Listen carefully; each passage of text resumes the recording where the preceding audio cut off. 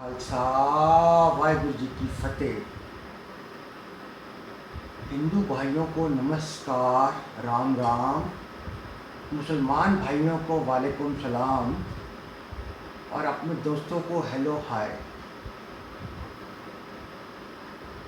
अभी हिंदुस्तान में हमारे अंदर डर आया हुआ है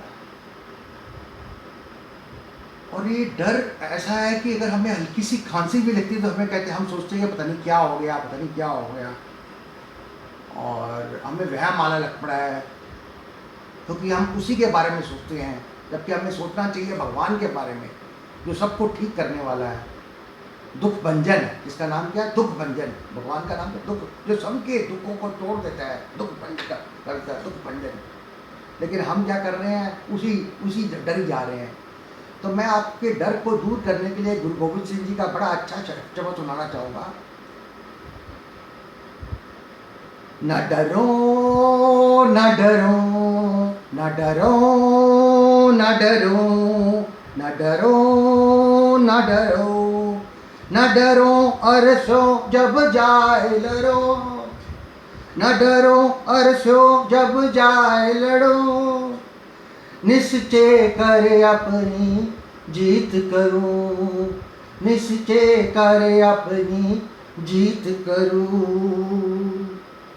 न डरो न डरो, देह शिवाबर मोए है, देह शिवाबर मोए है, शुभ कर मन ते कब हो न डरो, शुभ कर मन ते कब हो न डरो, न डरो न डरो।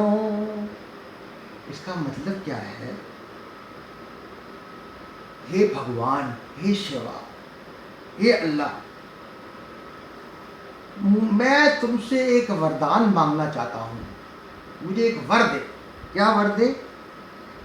कि कभी मैं शुभ कर्मन से कभी ना डरूं, कभी ना डरूं।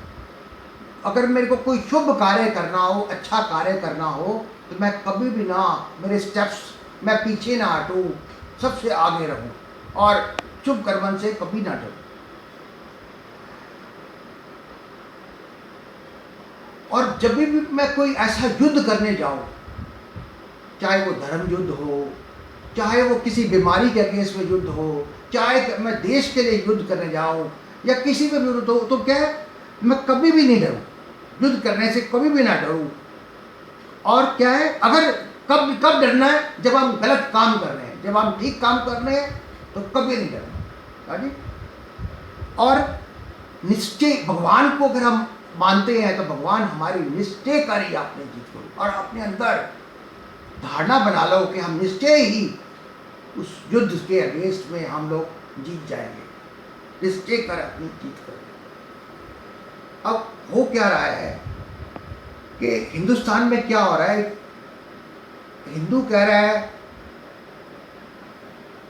कि मुसलमान तो जमात में बैठ के इस कोरोना वायरस को फैला रहा है, और मुसलमान कह रहा है कि हिंदू तू मंदिरों में या इधर उधर घूम के, या इधर उधर घूम के तू फैला रहा है।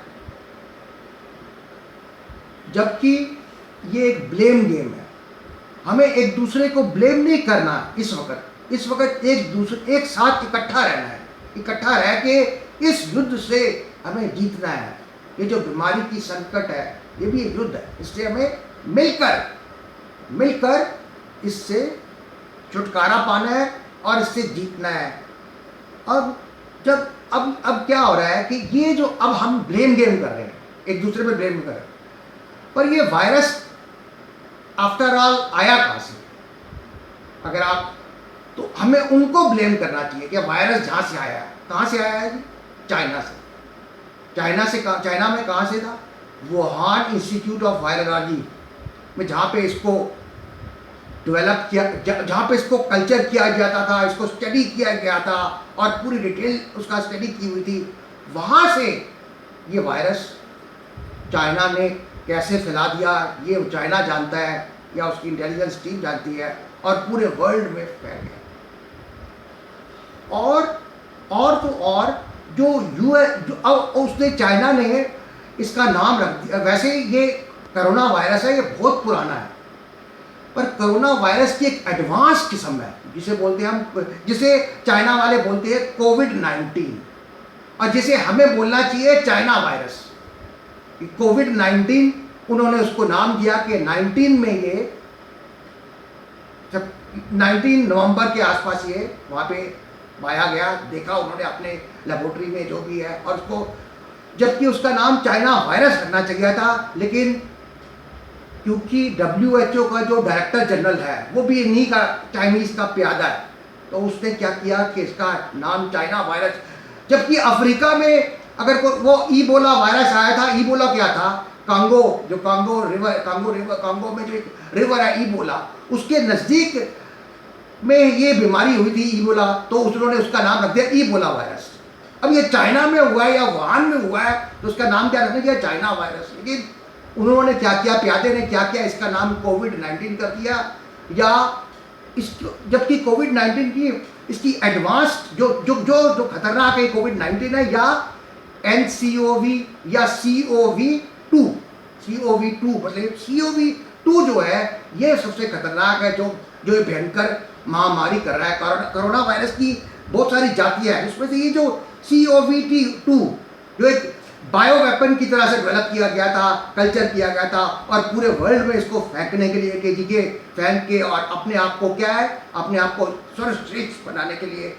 तो हमें क्या करना चाहिए, मिलजुल कर अभी तो इस संकट से निकलना है, और फिर मिल के प्लान करके चाइना पे एक लीगल वॉर करना चाहिए। लीगली हमें उसको बोलना चाहिए कि भैया यू आर रिस्पॉन्सिबल, और you should compensate our losses and economy losses and whatever, जितने भी आदमी हमारे हिंदुस्तान में मरे, ऐसे ही नहीं, सारे ग्लोबल में जितने भी बाकी कंट्री है उनको मिल के फाइट करना चाहिए, ताकि फ्यूचर में भी कोई अपने कानों को हाथ लगा ले कि इस तरह के वायरस को डेवलप करे, कल्चर करे, इसको अपने कानों को हाथ लगा ले। इतना उसको पेनलाइज करना चाहिए सारी गवर्नमेंटों को। अभी हमारी इंडियन गवर्नमेंट के जितने भी मिनिस्टर हैं वो कुछ नहीं बोल रहे चाइना के आगे बारे में कि जबकि चाइना इज ए रिस्पॉन्सिबल। हमें चाइना को ब्लेम करना है, ना कि हमने आपस में लड़ मरना है, और चाइना बांट के जो 2 बिलियन लड़ रही है, और बंदर जो चाइना है वो अपना खुश हो रहा है, बस ये मजे ले रहा है। तो ये है, तो हमें क्या करना है, ये ब्लेम नहीं करनी है, और इस युद्ध धर्म संकट है या युद्ध है, इस युद्ध को जीतना है, आगे निकलना है, और फिर मिल के चाइना पे लीगल वॉर से उसको जीतना है कि भैया तू just pay everything for all the Indian which we have lost, we are sitting in our house, we are just locked up. कितने लोगों ने बाहर जाते हैं डंडे खा रहे हैं लोगों से, कोई जेल, कोई डंडे खा रहे हैं। लेकिन ये सब लेटर ऑन मैं अपने सारे इंडियन दोस्तों को बोलूँगा, सारे सबको बोलूँगा कि हमें क्या करना है, कैंपेन चलानी चाहिए कि चाइना के अगेंस्ट में एक लीगल वॉर का मतलब कि जितना भी उसने हमें माल बेचा हो, कोई भी बेचा, कोई बात नहीं, जितना उसने कमाया उससे 100 टाइम्स गुना उस पर एक पेनल्टी ठोको। जैसे अमेरिका ने $3 ट्रिलियन की पेनल्टी ठोकी है, ऐसे ही सब कंट्री मिल के उसको ठोक दे पेनल्टी, वो ताकि वो पैसे ही देते वो कानों को हाथ लगा ले कि आज के बाद मैं कभी ऐसा काम नहीं करूँगा। Thank you, bye.